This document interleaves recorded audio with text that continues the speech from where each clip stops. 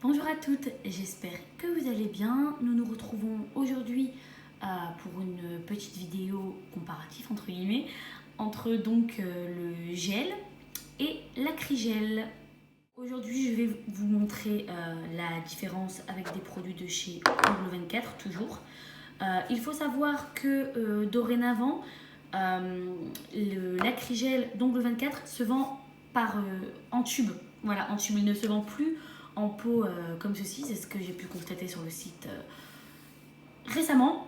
Mais bon, c'est exactement la même chose, hein. C'est juste que bon, effectivement, c'est plus pratique de l'avoir en tube qu'en pot.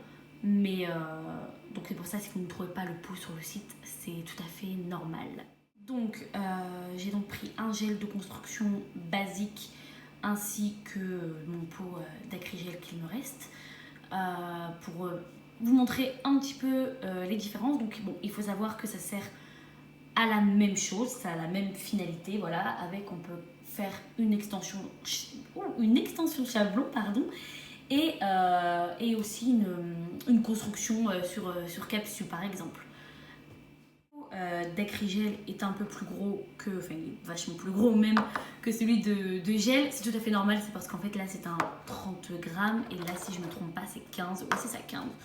Parce que sur Ongle 24, je ne sais pas si vous avez vu, mais vous pouvez commander les pots sous différents formats, 5, 15 ou 30 selon les pots bien sûr. La grande différence entre le gel de construction dit classique et l'acrygel, c'est que donc le gel de construction, vous allez venir le mettre directement sur votre chablon ou votre capsule en fonction de ce que vous faites bien sûr. Donc après avoir bien préparé l'ongle, avoir mis un gel de base, tout ça.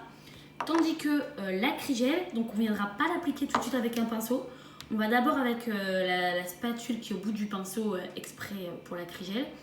On va venir, donc quand c'est en pot comme ça, on va venir racler un peu, prendre un bout.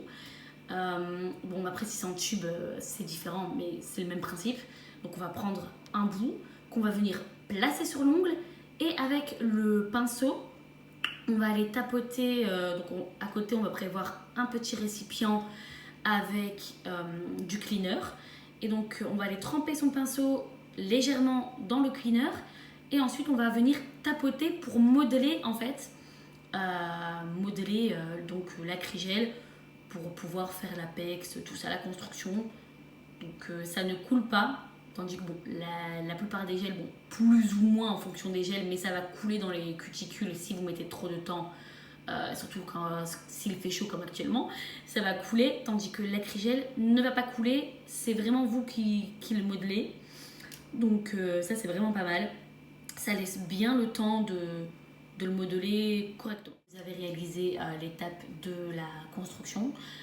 C'est le même principe, tous les deux se catalysent, tous les deux, ça revient à la même chose, hein, c'est vraiment un gel de construction. Mais en fait, il a les avantages donc du gel et les avantages aussi de l'acrylique. Voilà, parce que bon, je ne pratique pas l'acrylique, mais l'acrylique, voilà, c'est de la poudre qu'on vient modeler avec le monomère, tout ça, donc ça ressemble assez. Donc la méthode de l'acrygel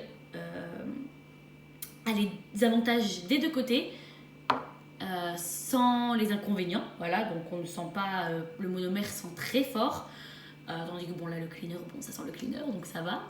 Et donc le gel, bon si vous mettez un peu trop de temps à le modeler, ça aura tendance à couler dans les cuticules, tandis que l'acrygel, non, vous pouvez le modeler beaucoup plus, prendre beaucoup plus votre temps, surtout si vous débutez.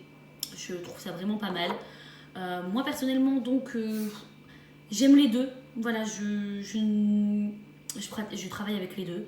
Ça dépend vraiment de ce que je veux faire, mais en général, je vais quand même avec l'acrygel. L'acrygel, j'aime beaucoup sur le chablon, mais c'est vrai que sur capsule, j'utilise du gel de construction classique, entre guillemets. Je préfère. Voilà, c'est ma façon de faire. Après, à vous de voir. Remarquez que aussitôt que la construction est catalysée, tout ça, qu'on la dégraisse, il y a quand même moins de limage avec l'acrygel. Après, tout dépend de comment vous le modelez avec le cleaner, tout ça. Mais en tout cas, moi, j'ai beaucoup moins de limage à faire avec l'acrygel. Après c'est sûr que j'en ai quand même un peu, voilà, c'est normal. Voilà. Si vous avez le choix, peu importe les marques, hein, c'est beaucoup plus pratique d'acheter l'acrygel en tube, voilà, parce qu'on peut presser le tube et à la sortie venir avec la spatule directement, parce que là bon, le pot il faut racler tout ça, j'aime pas trop. Je pense que c'est pour ça aussi que Comble 24 a changé le format. Moi personnellement je préfère en tube. Là mon tube va bientôt arriver, j'ai hâte. J'espère que cette courte vidéo vous aura plu et qu'elle aura pu aussi vous éclairer un petit peu davantage sur l'acrygel. Je pense que sitôt que j'ai un petit peu de temps, je vais vous préparer une petite vidéo comment l'appliquer, faire une extension chablon ou autre, hein, peu importe. Dites-moi en commentaire ce qui vous plairait de voir avec l'acrygel. Et surtout n'hésitez pas à vous abonner et activer la petite clochette pour être averti dès que je poste une vidéo. Et voilà, et quant à moi, je vais vous laisser et je vais vous souhaiter une excellente journée, après-midi, soirée, en fonction du moment à laquelle vous regardez cette vidéo. Et je vous dis à très bientôt.